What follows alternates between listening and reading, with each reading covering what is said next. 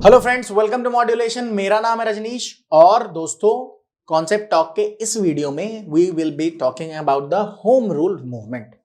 देखेंगे home rule movement क्या है, कैसे काम करता है और कौन कौन लोग इससे एसोसिएटेड थे। ठीक है, चलिए देखते हैं अबाउट होम रूल मूवमेंट। हुआ क्या था कि 1914 में जब वर्ल्ड वॉर स्टार्ट हुआ था तो ब्रिटेन जो है वो फ्रांस, रशिया, यूएसए और इटली के साइड में था। ठीक है, और जापान, सॉरी। और उसके अगेंस्ट में कौन कंट्रीज थी? Germany, Austria, Hungary and Turkey. ये वर्ल्ड वॉर चल रहा था। इस समय आप देखोगे दो तीन तरह की चीजें जो इंडिया में देखने को मिलती है, मॉडरेट और एक्सट्रीमिस्ट। मैंने आपको बताया था इंडियन नेशनल कांग्रेस में दो फैक्शन थे।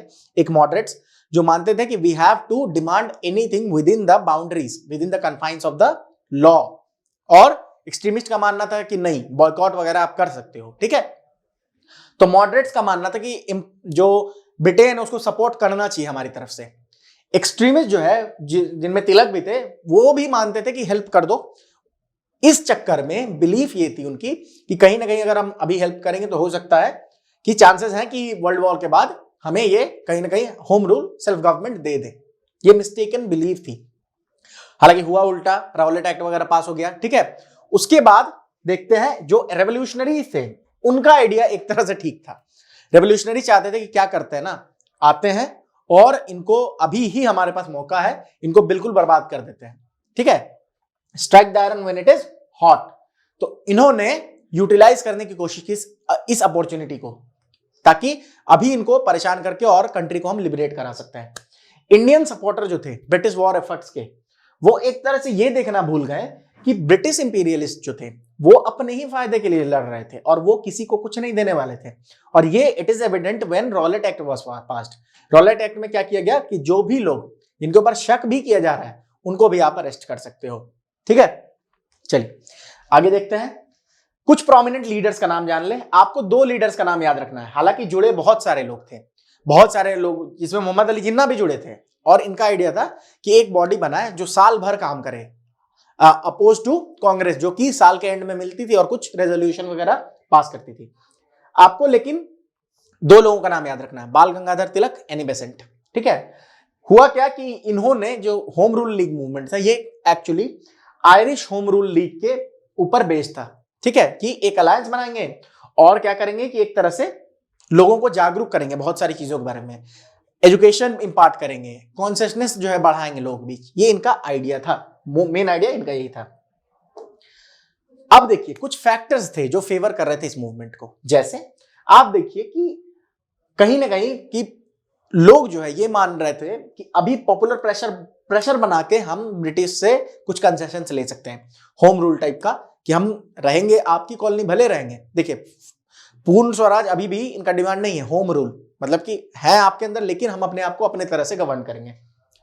साथ में मॉडल मिंटो रिफॉर्म्स, जिसके बारे में मैंने आपको बता रखा है, उससे डिसइल्यूजनमेंट हुई थी। मतलब कम्युनल इलेक्टोरेट जो है रिप्रेजेंट कर, मतलब कि एक तरह से कम्युनल इलेक्टोरेट को प्रेजेंट किया गया था मॉडल मिंटो रिफॉर्म्स में। उस कारण से और लोगों के बीच में भड़ास जो है आ गई थी।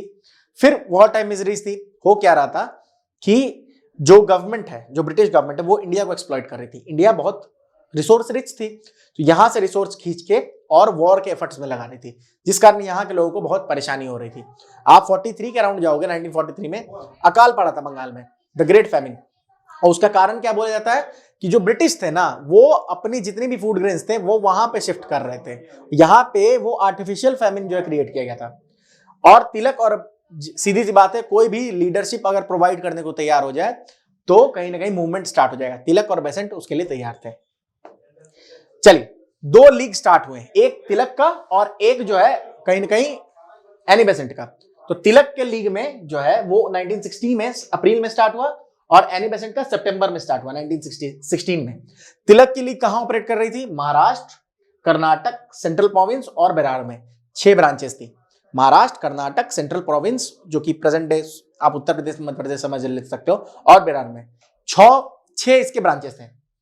और बेसेंट का लीग बाकी जितने भी जगह थे इंडिया में वहां पे एक्टिव थी। ठीक है, इसमें कुछ बेसेंट के लीग में कुछ मॉडरेट फैक्शन के लोग भी जुड़े हुए थे।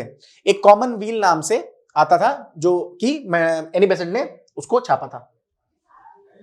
मेथड क्या यूज हो रहे थे, डिस्कशन ऑर्गेनाइज किए जा रहे थे, पैम्पलेट बांटे जा रहे थे, पब्लिक मीटिंग्स के थ्रू कुछ जो होता है ना कि कॉन्शियसनेस जो लोगों के बीच में वो बढ़ाया जा रहा था, न्यूज़पेपर बांटे जा रहे थे, पैम्पलेट्स बांटे जा रहे थे, पोस्टर्स लगाए जा रहे थे, मतलब मेनली स्प्रेडिंग अवेयरनेस, ये इनका काम था।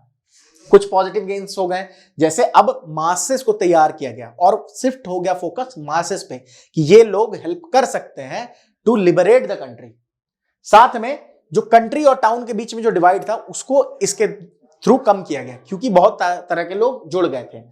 साथ में आप देख सकते हो कि कुछ नेशनलिस्ट लोग इससे उभर के सामने आए और मॉडरेट और एक्सट्रीमिस्ट के बीच में एक यूनियन देखने को मिला, जो कि होता है 1916 में, कहा, लखनऊ सेशन ऑफ कांग्रेस के में। यहां पे लखनऊ सेशन एक पास हुआ। 1907 में सूरत स्प्लिट हुआ, मॉडरेट एक्सट्रीमिस्ट टूट चुके थे।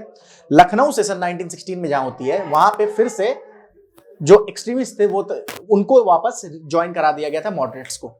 मॉडरेट्स ज्वाइन करा लेते हैं एक्सट्रीमिस्ट को अपने में, कांग्रेस की स्ट्रेंथ बढ़ाने को, और कहीं ना कहीं एक्सट्रीमिस्ट लीडर पॉपुलर भी तो थे, तो ये भी हुआ था। साथ में एक चीज और था जो कि अनफॉर्चुनेट था एक्चुअली, कि मुस्लिम लीग को अपनी साइड करने के लिए कहीं ना कहीं कांग्रेस ने एक पैक्ट साइन कर लिया था मुस्लिम लीग के साथ कि सेपरेट इलेक्टोरेट को जो है हम कहीं ना कहीं आपको उसको अलाउ करते हैं, हमारी भी सहमति है उसमें। ये कांग्रेस ने किया। क्यों? क्योंकि उन्हें लगता था कि हमें मुस्लिम लीग का भी सपोर्ट जरूरी है। ठीक है, मुस्लिम लीग जो है इसका सपोर्ट चाहिए था, इसलिए ये हुआ था। लखनऊ सेशन में दो चीजें हुई, मुस्लिम लीग की सपोर्ट के लिए सेपरेट इलेक्टोरेट को हामी भर दी गई बाय द कांग्रेस, साथ में एक्सट्रीमिस्ट को फिर से ज्वाइन करवाया गया मॉडरेट्स के थ्रू इसमें लखनऊ सेशन में 1916। इसको याद रखेंगे, ठीक है। तो this was all that you need to know about the home rule movement. Mainly याद रखना है एनी बेसेंट और इनके बारे में, अपना तिलक के बारे में, ठीक है। आप एक और चीज बता दूं मैं आपको, इस समय गांधी जी आ चुके थे, है ना। गांधी जी 9 जनवरी 1915 को आ चुके थे, इसीलिए 9 जनवरी को प्रवासी भारतीय दिवस मनाया जाता है। तो 9 जनवरी को वो आ चुके थे, लेकिन फिर भी उन्होंने ज्वाइन नहीं किया, बिकॉज उन्हें लगता था कि इससे कोई फायदा नहीं होने वाला है। तो this is all that you need to know about the home rule movement. अगर आपको हमारा काम अच्छा लगता है तो प्लीज हमारे चैनल को सब्सक्राइब करें, वीडियो को लाइक करें, कमेंट करें, कोई भी आपको क्वेरी है या कुछ डाउट्स हैं जो आप चाहते हो कि हम वीडियो बनाएं उस पर।